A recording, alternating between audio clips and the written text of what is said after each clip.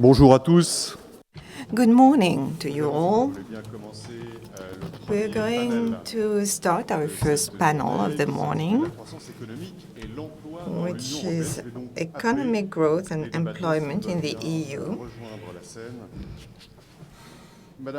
So, Mrs. Ursula von der Leyen, Federal Minister of Labor and Social Affairs, could you please join us here at the head table?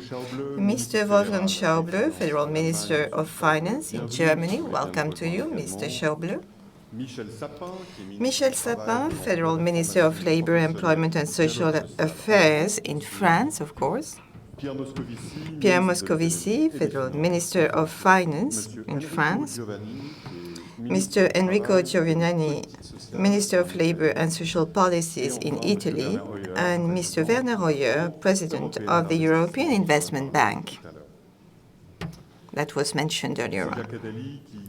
Jacques Attali will give us an introduction to this panel to launch the discussion. And the format is going to be very simple. Each one of the speakers will be given 3 minutes, so it will be rather brief.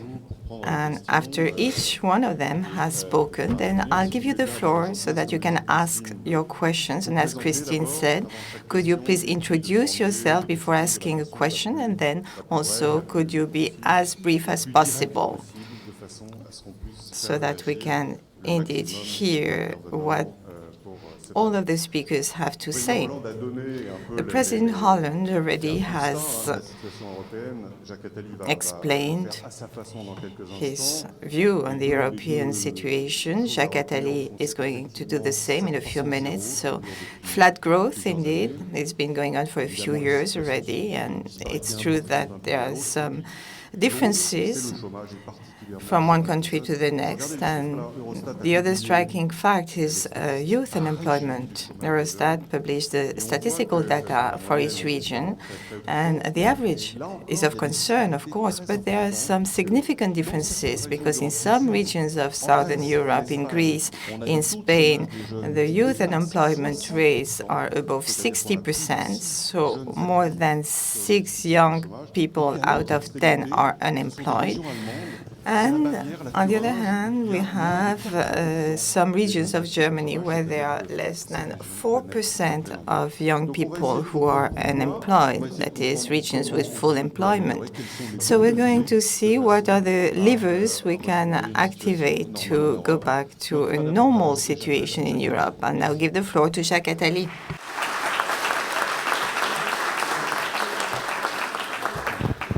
Mesdames, Messieurs, Ladies and gentlemen, ministers, I'm delighted to be here with you today. Well, if I've been asked to make an introduction, it's because my friend Nicolas Berger asked me to help him turn this meeting into a success. And this is why I like to give you a short introduction that might be rather abrupt, but that will facilitate a more lively debate, I'm sure. So first comment, the world is evolving very quickly, and Europe is simply a continent falling asleep in a world that is changing in terms of demography, technology, culture, ideologies, culture. And we're becoming excluded from these changes. If I were of the same age as the students in this room, I would be wondering, shouldn't I be elsewhere rather than in Europe? And then if, in the end, I accept the fact that I'm in Europe, should I maybe be involved in politics? And if I decide to stay in Europe, shouldn't I rather be part of a revolution to change this world that is going to be a disaster for me because the previous generations left for me a legacy of a world that is with a debt overhang and where I cannot build my future. If I were 20 today, I think I would be hesitating between these two options for my future. But we're here today for several reasons. As mentioned by the President, earlier on, it's unacceptable. Europe of today is unacceptable. Why? Because the world is a wonderful promise of growth at the technological and cultural levels with freedom, full of promises. And we cannot let this continent that was really at the origin of this civilization for the future to let it die now. And it's intolerable also because, as was mentioned several times, in some countries, more than 60% of young people are unemployed, some of them for a very long time already. And if you've been unemployed for 6 months, it could be a human adventure that brings you something. But if you've been unemployed for 4 years or more and you have no other option than to run away or turn to illegal activities, then the whole society is doing very poorly. So an initiative such as the one Nicolas launched alone and then with a few friends led to a document where ministers and administrations added things later on, showing enthusiasm. And it's very positive.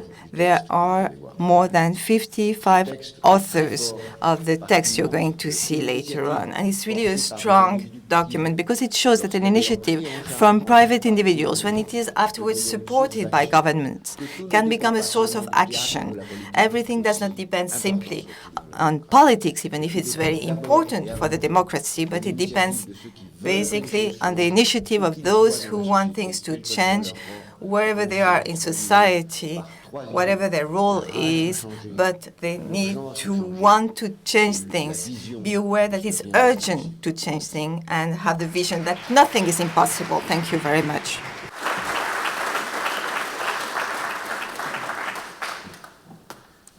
Merci Jacques pour ce constat. Thank you, Jacques, for these abrupt comments. I'm sure it will be food for thought. And first, we should listen to the Ministers of Labor, Mrs. von der Leyen from Germany. And following on what Jacques Attali has said, as well as the President said, what are the right levers? What do you think to end this terrible situation, youth unemployment that is so high in some of the regions of Europe? And I ask you all to be very brief. I'll give you 3 minutes. Ja, wir sind heute hier versammelt. We are here today as ministers who are responsible, but I'm very happy that we can here talk about growth initiatives. First of all, I'd like to say that Europe has always been a matter of course for us, but now, with the crisis, we notice that it is not a matter of course, but that it is at risk. We see that there is a big danger for the confidence, and it has also shown that we are not very competitive anymore within Europe. There are weaknesses here, and this is why we now have the 6 million unemployed, young unemployed. They are without work, and this is really something which is very bad for Europe, and we have to do something for the future so that this youth will be able to work and will be able to work for Europe. There is an initiative for growth which we would like to present here. The ministers for labor, the ministers for finance, so the politicians want to present this, but also the various capital institutions, the EIB and the companies would like to continue with this. And I think we have to have in mind what we used to say, that it takes a whole village to bring up a child. And now we need a whole of Europe to make sure that young people can work. So we need the politicians and we need the finance. And now we have to think about what was working in the past, what made sure that we had jobs. And the first point is that we have many small and medium-sized enterprises. They're the backbone of Europe, and they are willing to take on offers. They are willing to produce. They are willing to make sure that there are jobs available. But often they receive their capital, their credits only at very, very high interest rates. And then they get into a vicious circle because they can no longer then take on offers, they can no longer produce and come up with jobs. And we want to go against this vicious circle. The European Investment Bank says very clearly we need to give the investment capital to small and medium-sized enterprises at reduced interest rates so that they can make sure they can come up with jobs. And then there is a second element. Europe needs skilled employees. And the young people need perspectives. They need opportunities within Europe. And they must be able to develop themselves.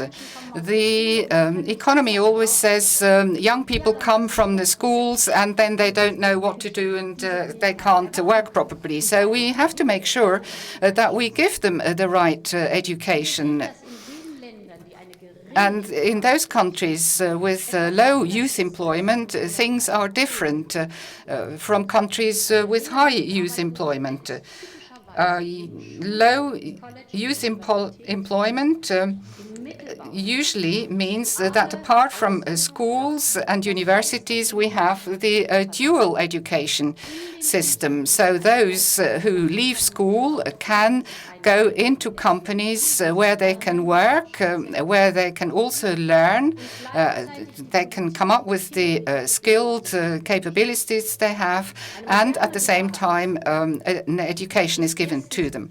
Modern dual education is no longer something that doesn't lead to anything. It can mean that young people have the possibility to go on to higher education. And we don't only have the jobs available, then we also are sure that we can have the young people that we need in Europe. And we need them in Europe, in particular, in order to survive in the world. We do have the money. We have the 6 billion, we have the 16 billion structural funds. They are available to invest directly into this education.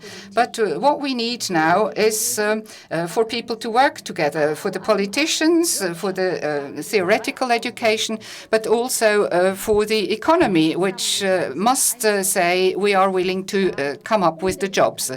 And they have to work together to give opportunities to the young people, but this is also positive for us in Europe. And in the end, this is the reason why these jobs have to be created.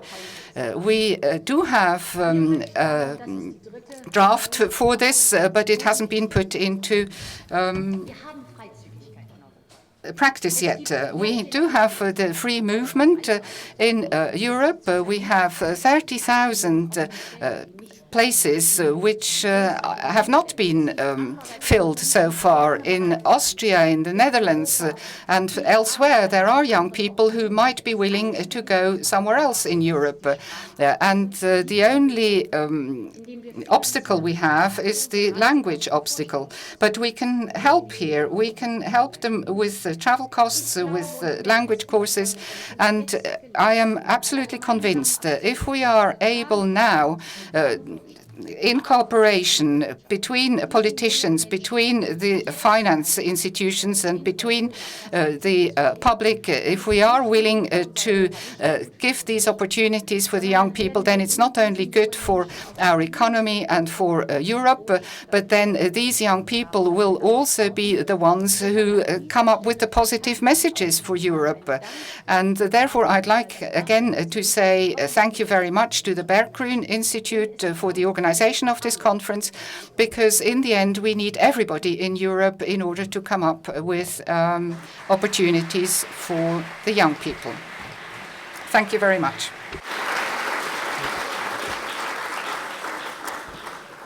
Merci beaucoup, Madame von der Leyen. Thank you very much, Mrs. von der Leyen, for this introduction that gives us some orientations about this emerging initiative in Europe. We're now going to listen to Mr. Enrico Giovannini. S'il vous plaît. Merci beaucoup. Thank you very much. It's a great pleasure to be here, and thank you very much for this invitation. I'm minister now. I was nominated 1 month ago. Therefore, I dedicated my last days, my last weeks, to address the problem of unemployment, especially for youth. Of course, the government led by Mario Monti made a lot of work to change the rules of our labor market. But now we can do another step, together with Europe, together with our regions, because it's clear that youth unemployment is the priority number one, and this has been the priority number one for this new government. In 1970, the captain of Apollo 13 sent a message to Houston, the very famous sentence, "Houston, we have had a problem." And at that point, there was a fantastic race in order to achieve the target, save 3 people. And they made it.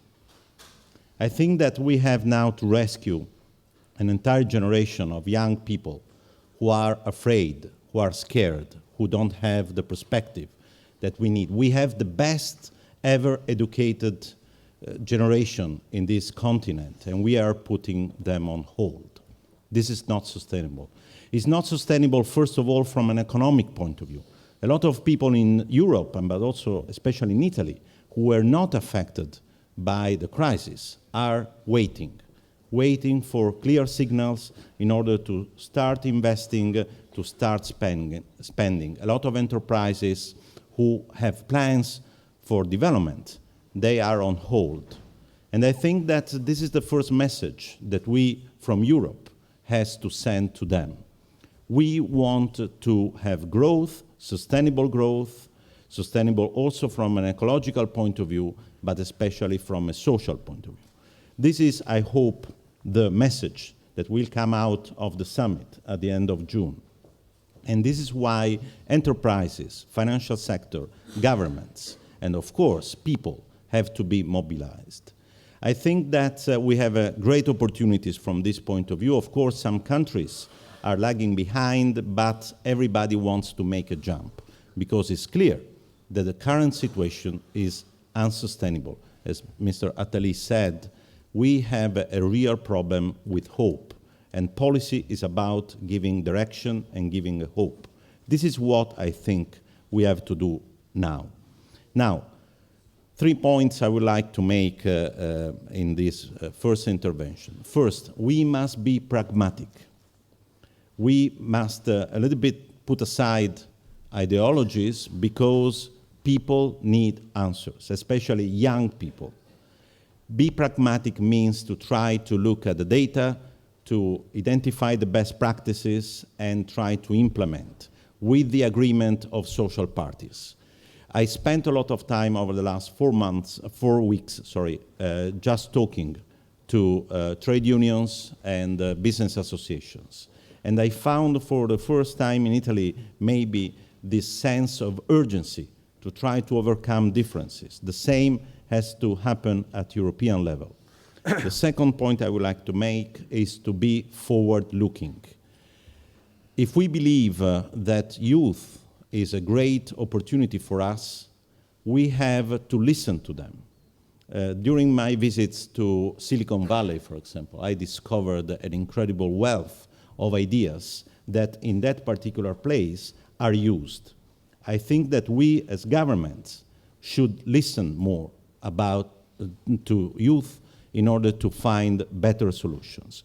We want to do something like this in Italy, but I'm sure that Europe is the right place to do it. Last point, be open to new ideas. And don't think that, of course, only dependent employment is the way forward.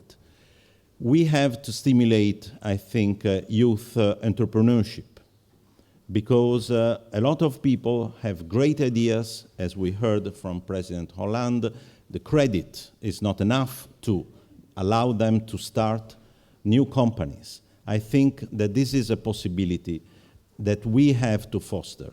Just to conclude, a fantastic example I got from my son, who is doing some work in this area. There was an Italian 28 years old young person, a physicist, and he was recruited by NASA.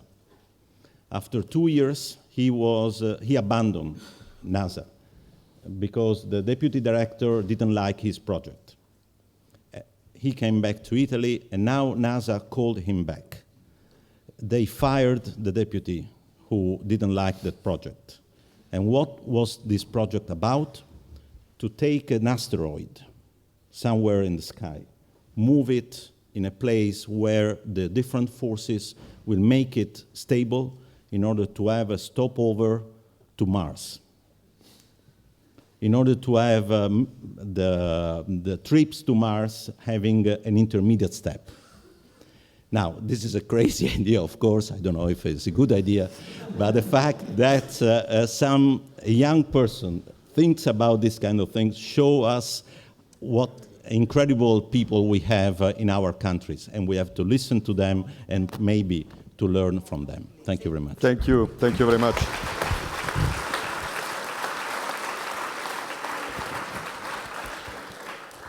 Let's go to Mars. But before that, Michel Sapin, on vous écoute, ministre du Travail. We're going to listen to you, Mr. Sapin, Minister of Labor and Employment and Social Affairs. Well, thank you very much for inviting me here. Just a few words. We're looking for a heading for this initiative. I think we've found it. It will be the Asteroid Project. That is a lot of ambition, but very concrete things to face something that we have all acknowledged. The President has acknowledged it. You too, Europe, making efforts that are bearing fruit in terms of fiscal rebalancing, financial rebalancing, market stability of the Eurozone, but a social situation that results partly from these efforts, but also from the lack of efforts during many years, which is a very difficult social situation that could undermine the European cohesion and ideals. And indeed, the most terrible fact is that of youth unemployment. We discuss it very often between us ministers of labor, and I'd like to underline for the President that indeed ministers of labor do meet. It's not as visible as the meetings of the ministers of finance, but this is going to change us. Now we're going to meet with the ministers of finance. So the ministers of labor meet together, and they realize that there are always twice as many young people unemployed than the overall number of unemployed in the various countries. In Germany, the youth unemployment is set at 8%, whereas we reach 25%, and Spain, I think it's 50%, but in some neighborhoods in France, the rate reaches 50 or 60% of young people under the age of 25 who are unemployed. When they look at the rate in Germany, they think it's wonderful, but still in Germany, I think even that rate is not acceptable. So really, this is a common goal, even if the values themselves are not exactly the same. And an idea, a beautiful idea that we share, is that of the youth guarantee. It is supported by the ministers, by the Commission itself. It's an idea that we defended very strongly. The minister here and myself, a few months back, we launched an initiative around a non-paper. This is what is most important in discussion. And around that non-paper, and we discussed it with the other ministers of labor. I remember, Mr.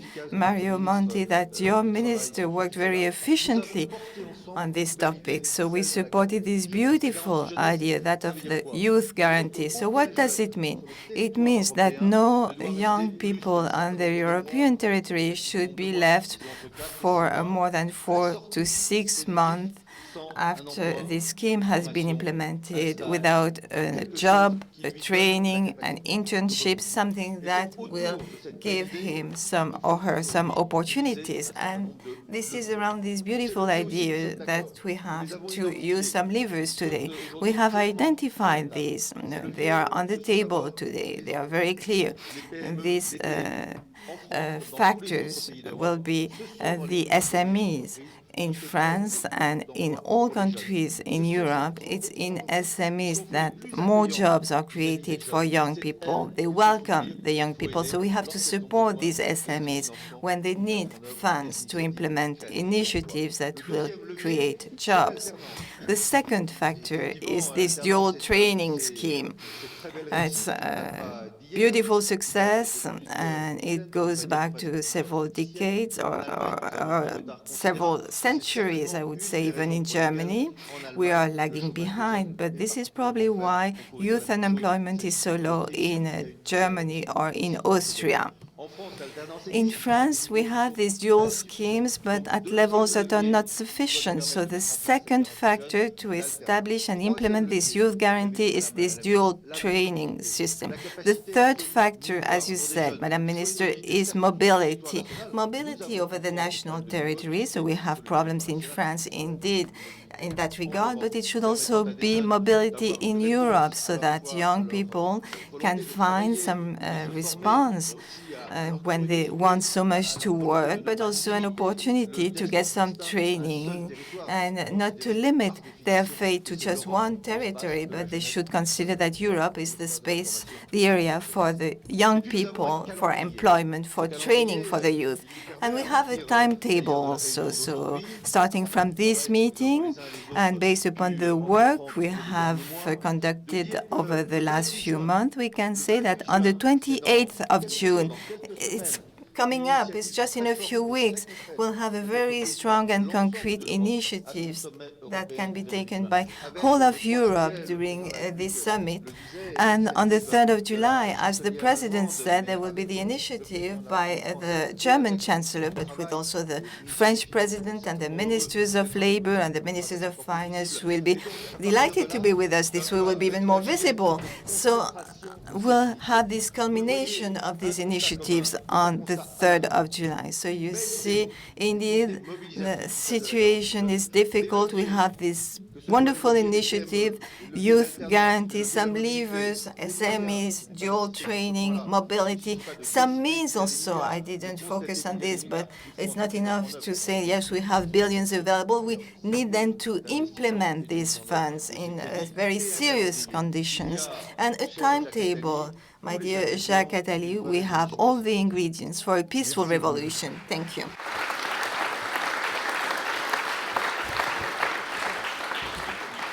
Merci, Michel Sapin. Thank you, Mr. Sapin. And it's not just in the Council that ministers of Labor and of Finances are together. I'm going to give the floor now to the Minister of Finance of Germany, Mr. Schäuble. The main reason for youth unemployment isn't it the lack of growth in Europe, in the Eurozone in particular? And you've heard the President of France who said that countries with a surplus should actually feed in the economy so that it works better. Of course, it means Germany. Do you feel the same? Also zunächst einmal will ich sagen, First of all, I would like to say that the finance ministers are not unhappy if the ministers for labor are becoming more visible. This is why we suggested that the ministers for labor should have the first word here. And a second point, I think we have done our work quite well in the last few years. We have a large crisis of confidence in the financial institution in 2008 and 2009. This led to a very serious economic crisis. This has not been solved entirely, but I think we have come up with quite a lot of good progress. And this is not enough. Not tomorrow, but today, we need to be more successful in our fight against the youth unemployment, because otherwise we will lose the struggle for the European unity. This is very clear. We cannot keep a generation on hold. Therefore, we will do everything that we can. The President said it very diplomatically. Sometimes the processes are very slow, and this cannot be changed very quickly, because it's always easy to ask for changes in the treaties, but it's very difficult to actually go ahead and do it. And therefore we need to be quite pragmatic, and we need to have more measures for Europe. And of course, this is true. And this is why we also said that if necessary, we will work on a bilateral level with everybody, with our own finances and with finances from third parties for SMEs. This is why we're having these bilateral programs with Spain, with Greece, possibly with Italy. Oh, no, Italy doesn't really need it. Italy has some other problems. And very quickly, we want to make sure that we will have growth and that we can implement all these measures of education and employment of young people. We want to have the preconditions for employment of the youth. That means that we need a sustainable growth. And therefore, I think we might need to remind you that the finance crisis started in the USA, and it showed us that there are more weaknesses than we sometimes recognize. And we have an enormous challenge ahead of us everywhere in Europe. The social benefits in Europe are twice as high as in other areas of the world. And Europe is much less willing to implement technological changes than other parts of the world. And I think this is a very specific situation. And if we can ensure if we want to ensure that we have sustainable growth, then we need to find solutions for these areas as well. So we need to remain innovative. We have to have structural reforms in all European countries. If you're promising things to the youth in Europe, otherwise you will not be able to keep these promises. And therefore, we need to be very innovative in all the European economies. And this is why we believe that especially the small and medium-sized enterprises need to be more prosperous in as far as innovation is concerned. This is something not to be underestimated, and we need to give better perspectives for our youth. They are the best educated generation ever, and if we don't give them jobs, then that would be a catastrophe. But we all need to improve the competitiveness of Europe. If this is not the case, then we will not be able to survive in a global world. We want a strong Europe, and therefore we need to make sure that structural reforms lead to decisions which mean that Europe will be competitive in the future. And sometimes finance ministers have a small contribution to make here. Thank you. Merci à vous. Thank you, Mr. Schäuble. Pierre Moscovici, Minister of Economy and Finance in France. Mr. Schäuble just emphasized the dimension of competitiveness, the need to carry out structural reforms. Do you share this analysis? Yes, of course. Yes, first of all, I share the pleasure of being here on this conference on governance.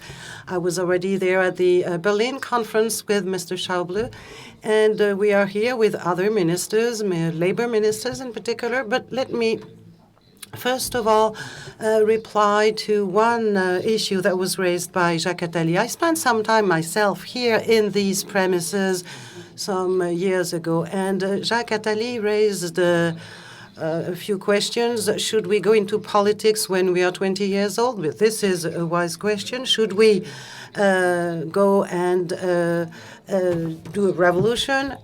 That's another question. But the interesting one is, should we stay here in Europe? And this raises the challenge of growth and employment. This is especially the topic of this symposium. I won't insist on the fact that youth unemployment must be the priority, the highest priorities for all.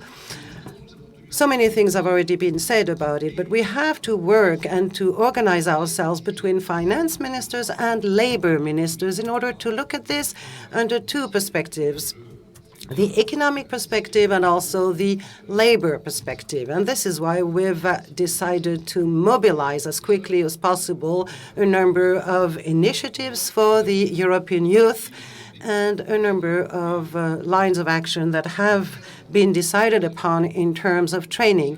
The European Council on June 28th will, of course, need to be quite successful. It will be a turning point in the history of Europe, because at that time it will highlight the fact that youth unemployment has become our priority.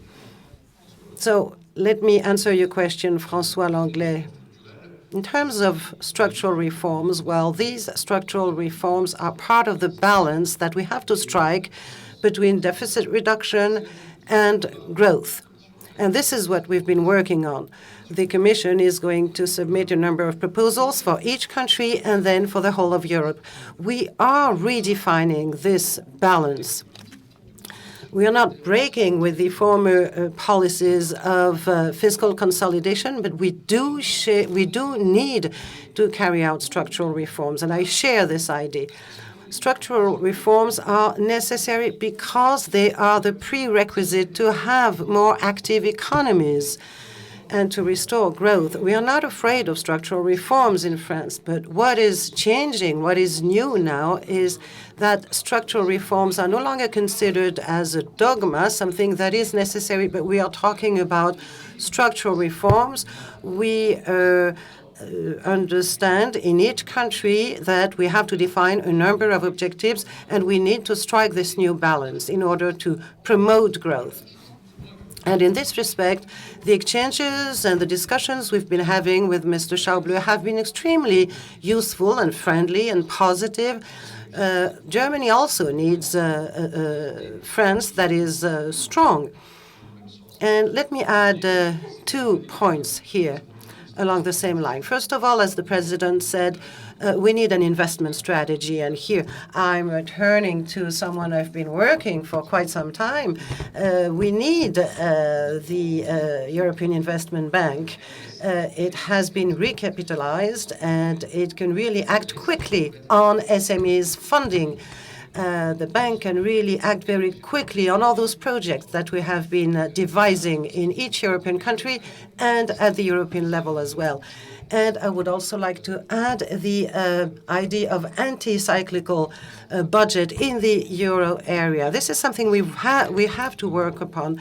This euro area budget that would be fed, for example, on the basis of the tax on financial transaction will help restore growth and help us face any shock.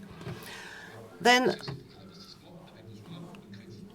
credit. We need credit to strengthen our economies, but we are faced with a situation of financial fragmentation. As Mr. Monti said, an Italian or a Spanish SME today does not pay the same interest rate as a German SME. Why is it this way? Because the transmission channels do not work properly. And this is why I would suggest this notion of banking union. This is not a technical issue, it's a political one. We have to remedy this fragmentation. We have to make sure that SMEs projects, our fight against unemployment can really be implemented. These were the four suggestions: a balance between consolidation and growth, investment strategy, banking union, and fourthly, beyond all this, the strong determination that we all have to fight against youth unemployment. And in this way, we will answer Jacques Attali's questions, but also what he said. We certainly do not want Europe to fall asleep. We want Europe to be a continent where the youth feels comfortable.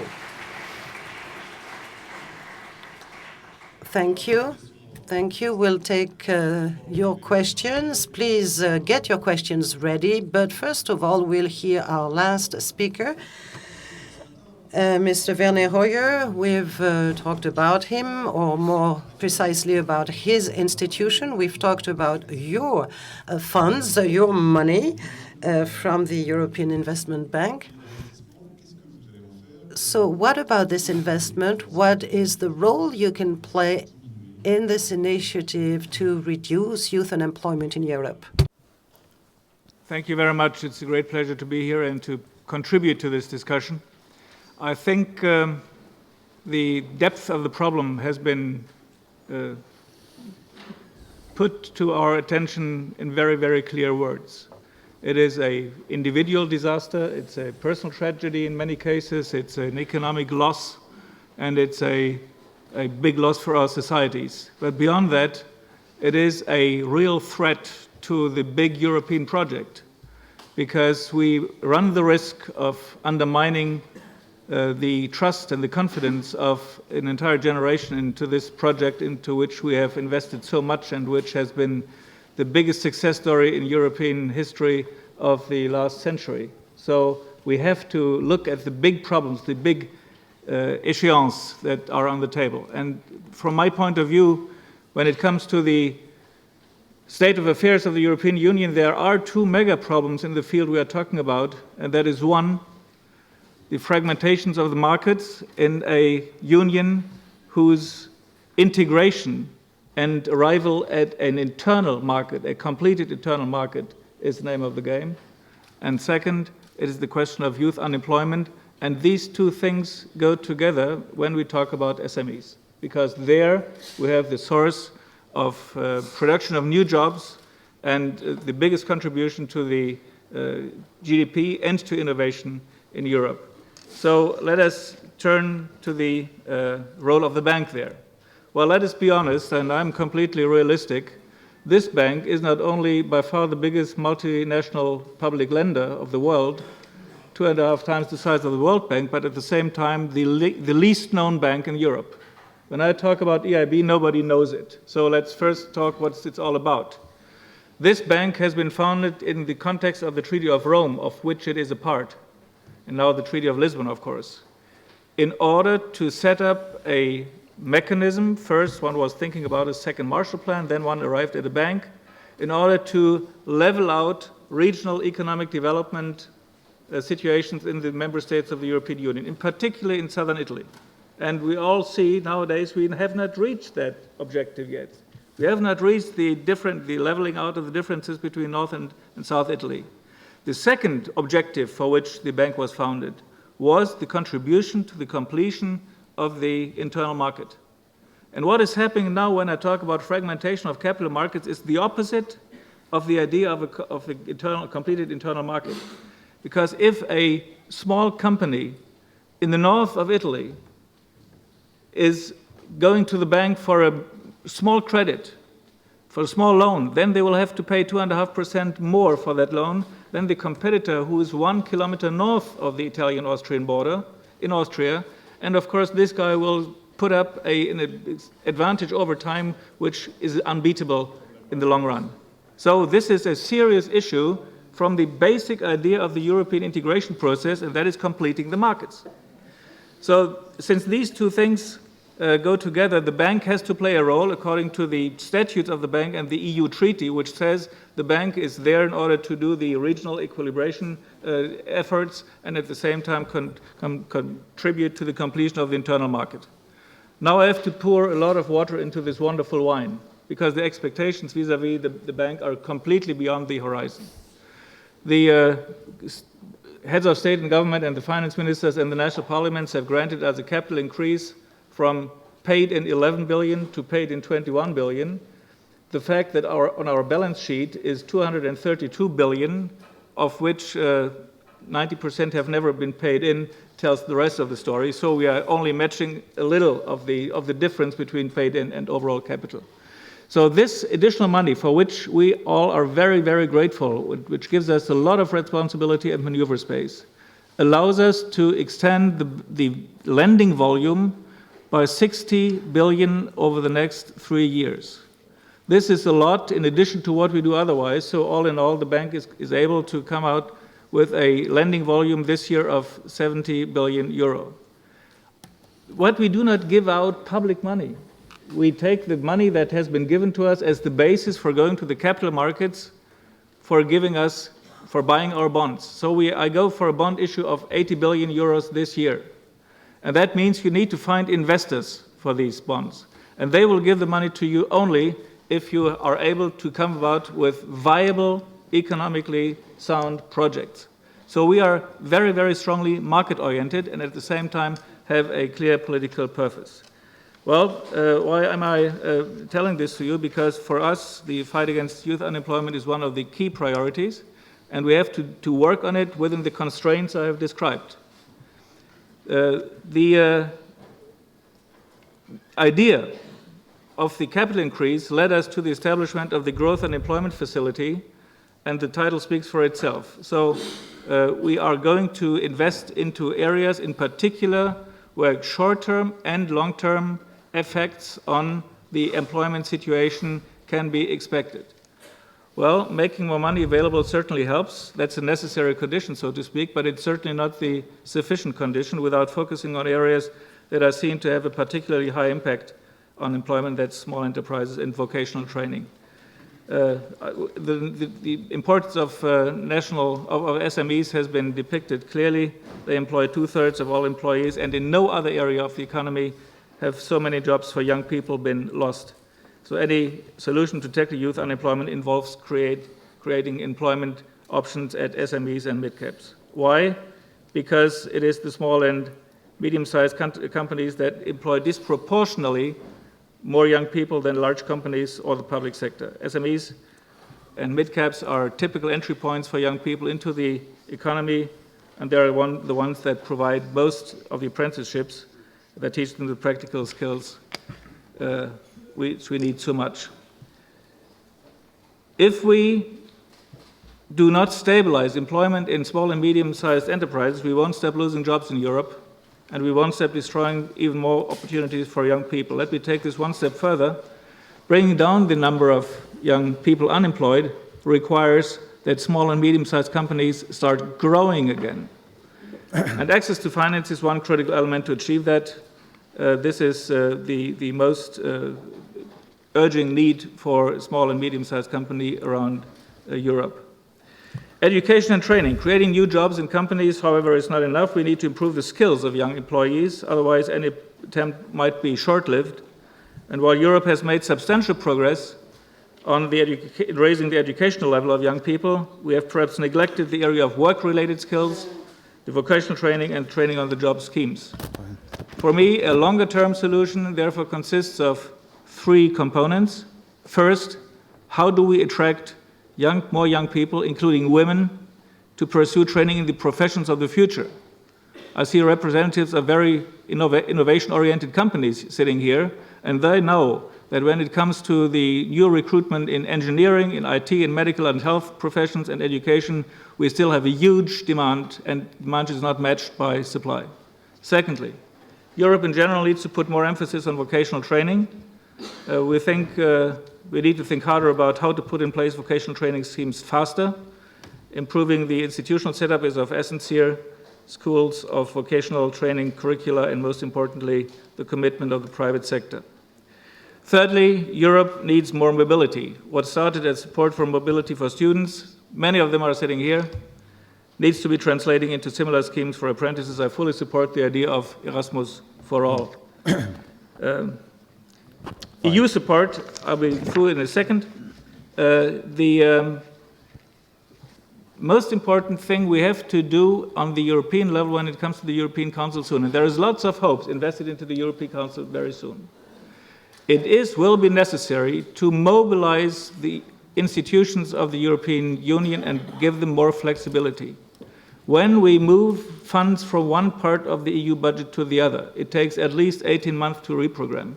We need to get faster in that, we need to have flexibility on that, and we need probably a big leap, a quantum leap in the development of the Union by giving the EU Bank, an institution of the treaty, a certain coverage by something like a comprehensive guarantee in order to get more flexibility and speed into the program, because the speed and the volume is decisive if we want to achieve the objectives which we are probably agree upon. Fine. Thank you very much.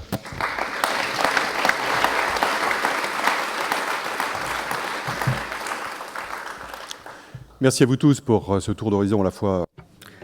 Thank you very much for dealing with all these European approaches. And we've been able to see a number of points of convergence. So now the floor is open. You're going to be given a microphone. Please introduce yourself and be as brief as possible. Good morning, Benjamin Duhamel, first year. My question is to Mr. Moscovici. Last week, Mr. Hollande was talking about the model of the Christian Democrat model. Do you think that this model could be implemented in France, taking into account the social consequences that have been highly criticized? Well, if I can further add to this question, we haven't talked much about flexibility of the labor sphere, and which we are part of the Hearts for Reforms. I wasn't present at the SPD Congress. I just read what President Hollande said. I know that when he was there, he defended the courage for reform that had been shown. And it's always necessary to define a shared and common interest for our countries to take their responsibilities and to rise up to the challenges to make sure that Europe can move ahead. Of course, we can always draw all sorts of conclusions, but what I would say is that courage to reform and strong determination to carry out reform is something that we show as well, and that we have been demonstrating. Yesterday, for example, I was in the region of Seine-Maritime and the Somme in the northern part of France, and I talked with a number of businesses in order to convince them to use this new competitiveness and job credit mechanism. We have implemented a reduction in labor cost, which is the strongest reduction that ever happened in the last decades. Why? Because there was a big gap between our external accounts between France and Germany. And we had a number of we've been able to set up a number of mechanisms to help fill in this gap. We have been reforming our banking system. There will be a new law next week. And this business, which was a glass-making business, also mentioned that he would be willing to use the new employment credit, the new training credit to train young people. Second example, the labor market. Michel will deal with it in more details. he has been steering this reform of the labor market, which is probably the most wide-ranging reform over the last 40 years. And wherever I go, when I discuss with the European Commission, with Wolfgang, with other people about what we have been voting on, it's always this reform that is highlighted. So what I mean here is, in a general context, which is far from being the one that was present in the year 2000 in Germany, we are, together with Germany, carrying out reforms in order to change France. These are bold and courageous reforms. This is the answer that I can provide you with, Benjamin. Question to Mrs. Van der Leyen. What about this Hans for? This was a German idea. There was this new idea as well in the middle of the 2000s. Mr. Moscovici mentioned some reforms that were introduced in France, not based on the same idea, but that reached the same objective. Do you think that these methods, these objectives, ought to be shared and pooled?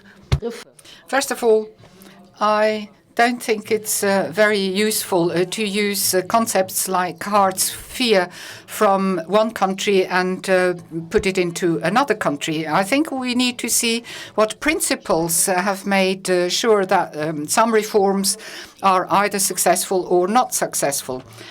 For 10 or 12 years, Germany was the sick man of Europe. You all know that. We had a very rigid labor market, and we needed to have reforms in order to have more flexibility. Yes, this meant that to start with, the low-wage area increased, but it also meant that many who before were unemployed and unemployed for a long time and had no chance to become a job, they did get a chance to have a job.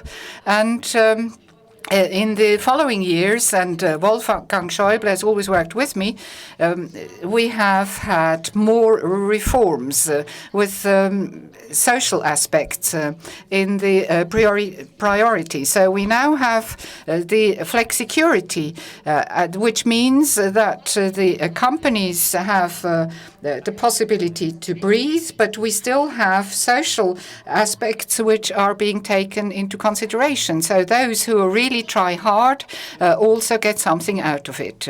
And we have also changed the way the agencies work who find jobs. We assumed that every person can do something and needs to be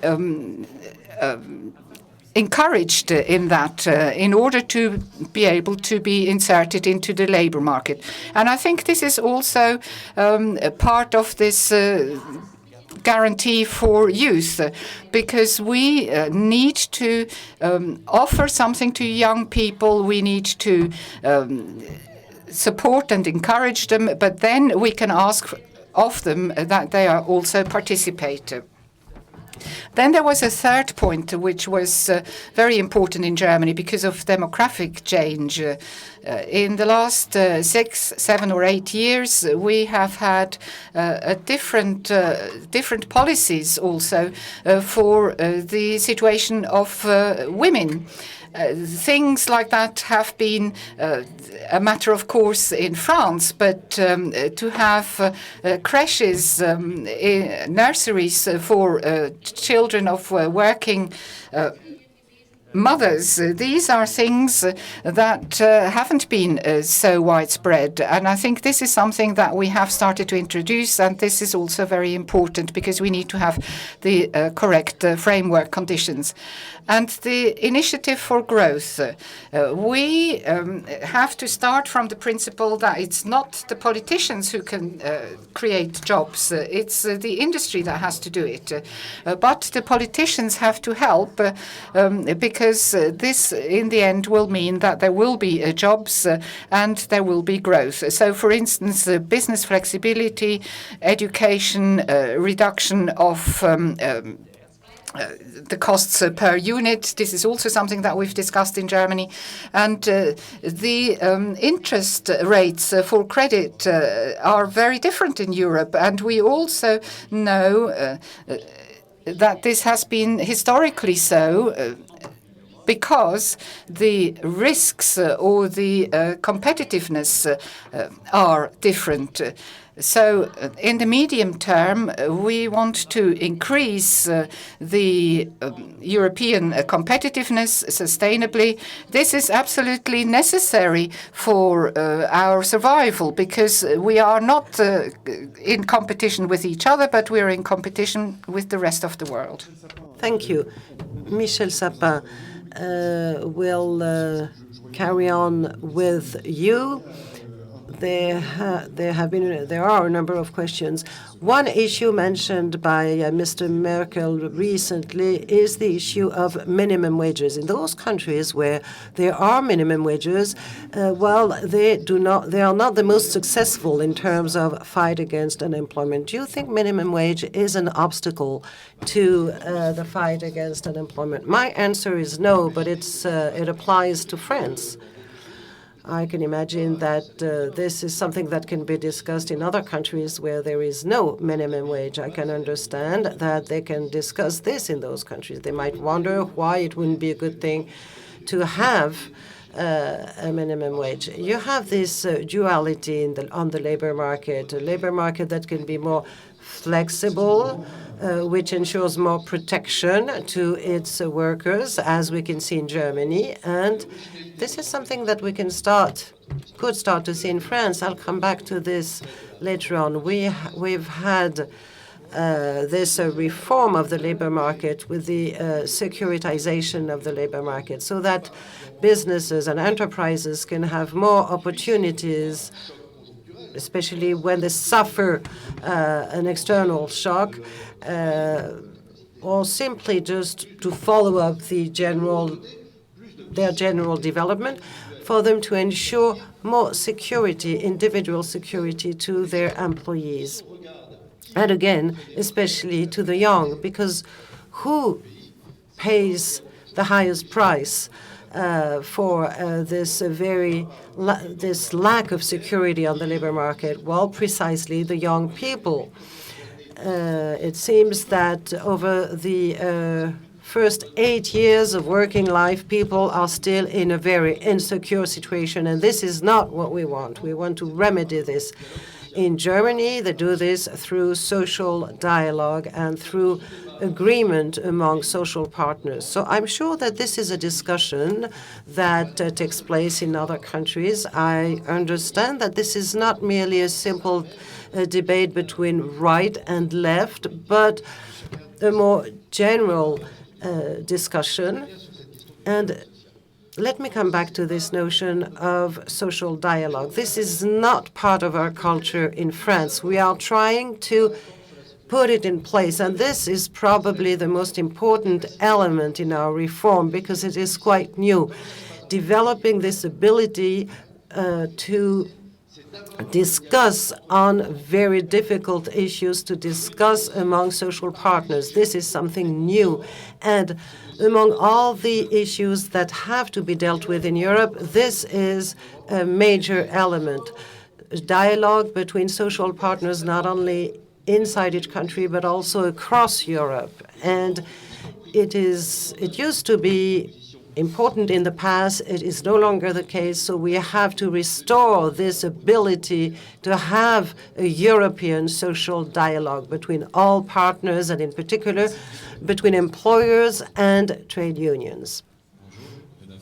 Reda Foued, good morning. I'm a student in first year. Technical progress is at the core of long-term growth. I'm sure that Jacques Attali will agree on that. Don't you think we should think in the future about an increased investment in research and development on the part of Europe, as the US has a much stronger share of investment devoted to this, 3% in the US, 2% in Europe only. So by 2015 or 2016, it would be a good, don't you think it would be a good thing to increase investment in innovation?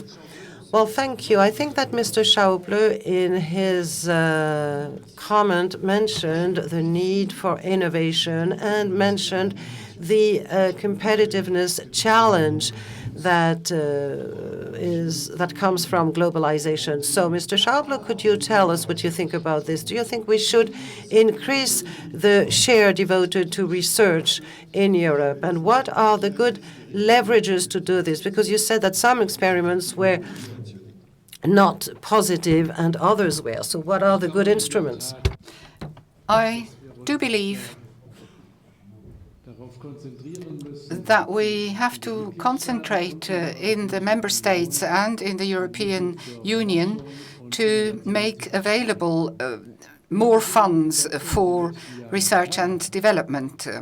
We have done this in Germany in the last few years. I might remind you that in Germany, the percentage in this government have not been increased. We have the same expenses in 12-13 to 10-11, but the expenses for research and development, and according to our constitution, it's the Länder which are responsible for education. But in the federal budget, we have increased the funds for this from 4 to 6%. And I think this is something that is of great importance for European politics, because we have to make sure, or usually it's the case, and Mrs. von der Leyen said it, politicians are not necessarily the best people to decide where research should be done. It should be the companies who decide, the big ones and the small ones, and therefore the framework conditions are particularly important. But I'd like to add 2 more comments. Because there was a question about the interest levels in the north of Italy, in Tyrolia, and in the small and medium-sized enterprises.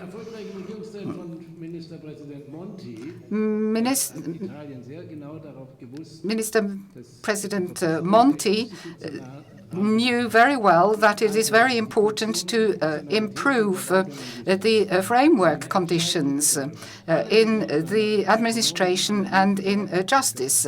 And I think an analysis shows that the functionality of the framework conditions are very, very important. This is something that cannot be done at the European level. Every member country needs to do this.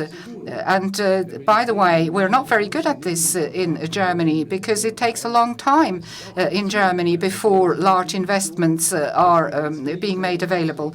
So I don't think we need to recommend things to each other, but we need to be able to learn from each other and to come up with benchmarking in order to improve the framework conditions, to make sure that our businesses are overall competitive. And by the way, if we're comparing Europe with the United States, we need to be very careful, because the social systems in America are very different to Europe. We would have a revolution the next day or even the same day if we had social benefits on the level of the United States. The United States does see things very different as far as the introduction of new technologies is concerned, for instance, in the gas industry. But I think we need to be very careful in this area, and we mustn't believe that everything in the United States is gold. They had enormous deficits, and despite this, they haven't been able to come up with proper conditions on the labor market. Therefore, we need to come up with our own European solutions. Of course, we can learn some things from America, but other things we need to build up on the basis of a European fundament, and I think we can do that. Thank you, Mr. Schäuble. Another question? Another question to the left or to the right, depending on which side. A microphone, please. Gabrielle Newman. I'm a student in Masters in International Affairs. I would like to ask a question to the previous speaker, to Michel Sapin. In particular, why did you say that this was your answer was no, but it was only applying to France? So why did you say that? It was an answer to the question about minimum wage. Let me be clear about it. I was asked whether I would be in favor of the end of putting an end to a minimum wage in France, and I said no. I hope this doesn't come as a surprise to you. No, it doesn't. Another question? It's a good thing journalists are around. Please, your question. I have a small question to Mr. Moscovici. Can you please introduce yourself, sir? I'm Olivier Marty. I work in investment capital, and I teach here at Sciences Po. Don't you think, Mr. Moscovici, that France should indicate that it is a social democrat country in order to carry out its reforms and to strengthen its credibility towards Germany? Second question, the Poon-Beffa report. What will be your follow-up on this? Well, we always try to use some specific words. As our colleague said, well, we should not try to use the same words as we shouldn't try to apply foreign models. Mr. Hollande replied in a very specific way about this. Social democracy is a model that does exist in a number of countries and that is based on a very strong social dialogue. As Mr. Sapin said, this is not part of our traditions, but we want to try and use it as a method to really guide our work. Most members of our government are socialist. Our president is socialist, and we are carrying out reforms that are transformational reforms. So we are also deep reformers. We've highlighted this. So what really counts is what we do. And I believe that this dimension, this transformational dimension, to reform our country economically, politically, environmentally, all this is quite clear. There's no ambiguity there. Yesterday, I was visiting this plant in Els-les-Bains, a bottle manufacturing plant, and whichever the bottle you are dealing with, the content is the reform. That is what is important. We do not care actually about the shape of the bottle, but what is most important is the content.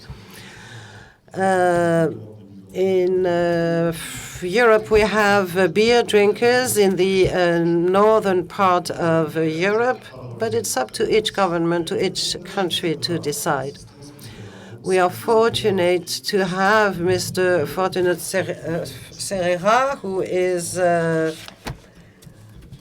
Portuguese labor minister, and he would like to give us some thoughts on this topic. Mr. Ferreira. Strong program of reforms, and in fact, as the panelists were saying, Europe needs to get back to growth. We need sound economics and investment. That's the most important thing for sustainable job creation. Portugal in the last 2 years has implemented probably the vastest or the biggest reform program that we've implemented in Europe in the recent times. That included a large program of privatizations, social consensus and dialogue with the unions and the business federations signing a social pact, but also a very large labor reform, competition laws, liberalizing the energy markets, implementing and strengthening the dual system, 56% this year, the number of students in the dual system, and introducing a lot of zero licensing to cut down red tape, which I believe that is very strong for Europe to become more competitive. However, in spite of all these reforms, we do know that we have substantial changes, substantial problems in our hands. We face two major emergencies in Europe right now. We have unemployment, especially youth unemployment, and as the panelists were also saying, credit crunch. We are facing, many companies and many countries are facing virtually the same conditions that in very large recessions that the world has faced that has an impact on unemployment. And so together, unemployment and credit crunch, or credit squeezing that is taking place in our SMEs is taking a very substantial toll in our unemployment. We believe that the youth guarantee is very important, and so we are implementing not only the internships and traineeships, but also the dual system. But we believe that Europe needs to become more competitive and needs to have more investment. Europe can only have hope for its people, and especially for its youngest, if we have strong investment, and especially private investment driving growth. Without private investment, I sincerely think that we cannot get a reduction, a substantial reduction in unemployment. And so it's very important that we continue the path of, yes, youth guarantee, working together, and especially easing the conditions of our SMEs. If we do not put sound economics into the question and into the equation, Europe cannot circumvent our problems. But just went up, I would like to say something. Please, very briefly. The countries in difficulty don't want subsidies from the countries that are not in difficulty. We want your investment. And we want you to look at our countries and say, the strong reforms that you implemented in the recent past give us a strong incentive to look at countries like Portugal and say, these countries need to be given a good chance for private investors to come and invest in our own country. Thank you very much. Thank you very much. Thank you.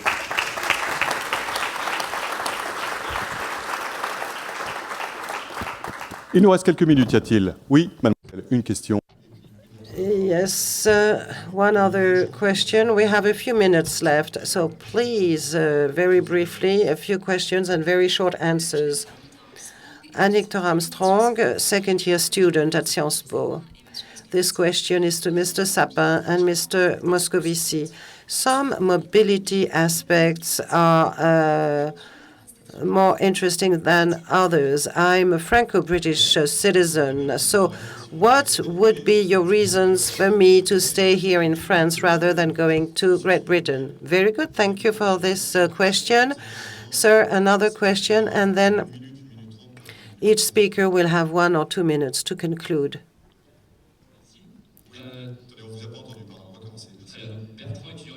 Bertrand, I have a question to Mr. Sapin and Mr. Moscovici. We've talked a lot about Europe, about flexi-security, about youth employment. I would like to know what you think about a single contract. I remember a few years ago at Sciences Po, students were fighting against CPE, but now they are accepting all sorts of training periods. And I'd like to know what you think about a single contract, a single European contract. Well, we've talked a lot about this issue of internships and training periods, which is a way to circumvent the issue. So let's hear what our speakers have to say about this. I would like you to be as brief as possible, 1 to 2 minutes each, because we need to take a break and we need to stick to our time schedule. So please, can you answer these questions? What would be the reason for a young person to stay in France or even to stay in Europe rather than going to the UK or even outside Europe to Australia, for example? And second question about the flexibility of the labor market. Mrs. van der Leyen, first of all, please, you have the floor. One final comment, as you have asked. In the discussion, I think we've seen very well that In our countries, we have to do our homework as far as reform of the labor market and the state finances is concerned. That on the one hand. On the other hand, as a preparation for this conference, but also in connection with the roadmap to the end of June and July and the G20, we have identified those areas which can only bring us forward if we come up with a very strong European initiative. And we have this initiative to fight against the youth unemployment. And this means that we all have to work together, regardless of political parties, regardless of resources. We really need to focus on Europe. And there is something else that I would ask for, but I would also like to thank for it. And I'm talking about the business. Mr. Lesher is here, and I think we need business to add things for young people without always asking to politicians. And I think we need a new pact for politics and economics at the same time, so that we do more than our natural homework in order to fight against the youth unemployment and to create the opportunities. Kennedy said, and I will transfer it to Europe, we shouldn't ask what Europe can do for us, but we should ask what we can do for Europe. And if we all do that, the civil society, the politicians, and the business world, then I think we will be successful. Michel Sapin.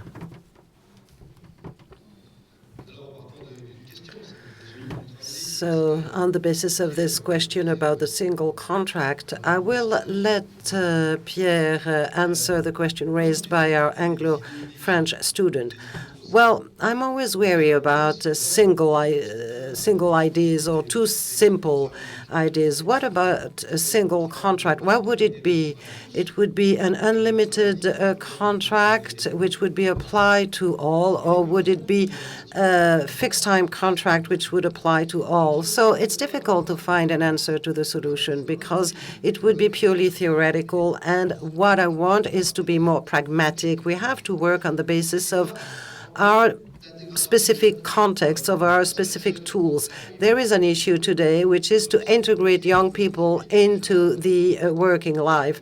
The problem is that when a young person starts working, of course, he's not as efficient as someone who has 2 or 3 year experience. So let's start with what we call the generation contract, which reduces the cost of hiring a young person in a business so that the person gets sufficient experience, and it is a very good contract as it creates a link between the new hire and the older employees in the firm. So this is a very good thing, so that people who have more experience can share their experience and expertise with those who are just starting.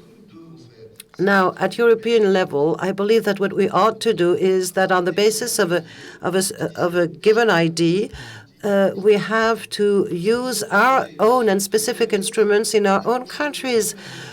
We cannot have the idea of using the same instruments in all countries across Europe. No, we have to use our own tools, our own instruments, but towards the same goal and through coordination.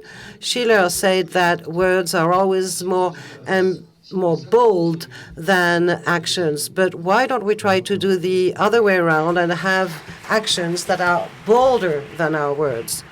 Thank you. Mr. Giovannini, Labour Minister for Italy. A few words, please, and I'd like you to be as brief as possible. What has been said on being pragmatic.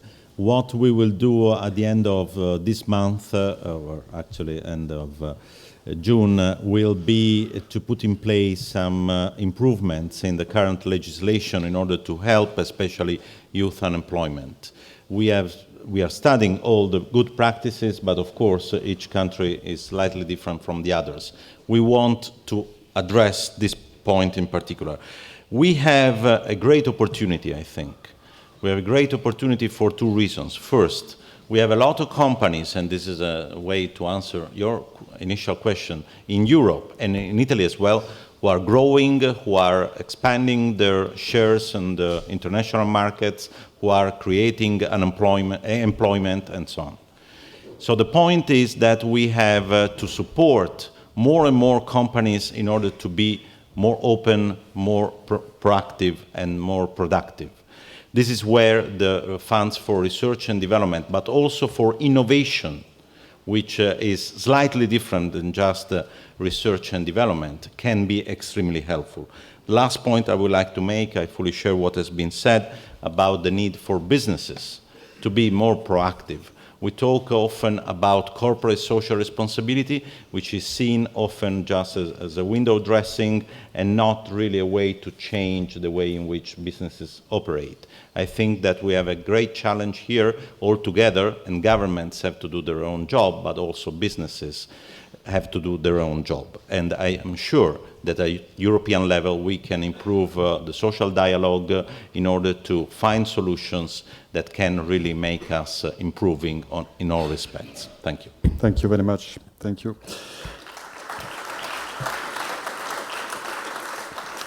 Monsieur Werner, Mr. Werner, for a few remarks, please. Quite clearly that it is necessary to, and I concur with the Portuguese minister, to move from subsidies to investment. And that means, in the language of the European Union, let us not talk about grants so much, but about the blending of the grant potential of the European Commission with the loan potential that we have in the member states and with the EU Bank. That brings about a multiplier effect that gives us the necessary quantities, because 6 billion for the youth employment guarantee, which I fully support, is a wonderful figure, but in view of the size of the problem, the dimension of the youth unemployment problem, it's a drop in the ocean. So we must multiply it by getting it together with loans. Second remark, let's be honest, there is no quick fix.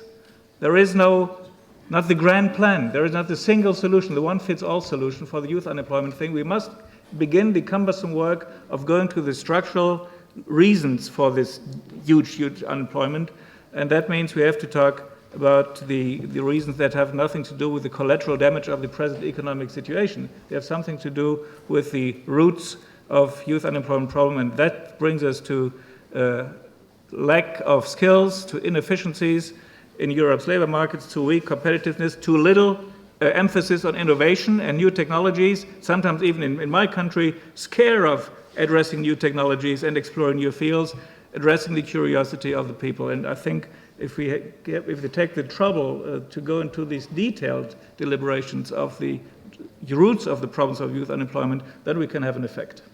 Merci à vous. Pierre Moscovici, alors c'est à vous que revient la charge de répondre à mademoiselle. Mr. Moscovici, you will answer our young student's question. Well, let me give you an answer. The red carpet is here for you, young lady, in France.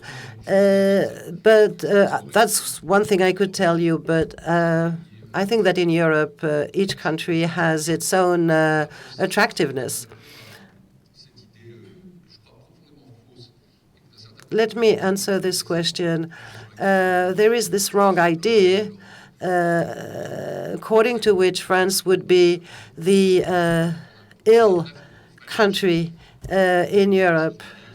But there are wonderful things in France, just as there are wonderful things in Great Britain. We have high-quality infrastructures, public services, wonderful landscapes, wonderful culture, language, and we are an economic power that is stronger than that of Britain, and our trade surplus is especially with Great Britain. So Great Britain has other reasons to attract you, but when you have a number of years to think about, well, you see that France has a lot of advantages. We want to endeavor to make France more attractive for its youth, which offers prospects for young people. It's a country where it's very nice to live. It will be up to you to make your choice, of course, but the choice will be made on the basis of Europe. Mr. Wolfgang Schäuble for the final word. Wenn ich das letzte Wort habe, dann will ich. Thank you very much. If I have the last word, then I would like to say to our young people that Europe is our future. We don't have a better future than Europe. And the people in the European countries have to be convinced again and again that Europe is our future. And this is an enormous task. This is not only for the young people, but we have to work on this. The discussion on Great Britain has shown this. It is not a matter of course, and therefore we need to be able to have confidence in each other. We have heard a quote from Schiller, that the words are often more courageous than deeds. And I think we could get ahead in Europe if we keep our promises as far as our deeds are concerned. And Mr. Schröder used to be Chancellor 10 years ago, and the promises made then were not kept, and that was wrong. We all need to stick with our commitments, and if we do this, then Europe will be able to develop further and will be able to play a role with our young people, with our business world, with social benefits, and with democracy, rule of law, and respect for human rights.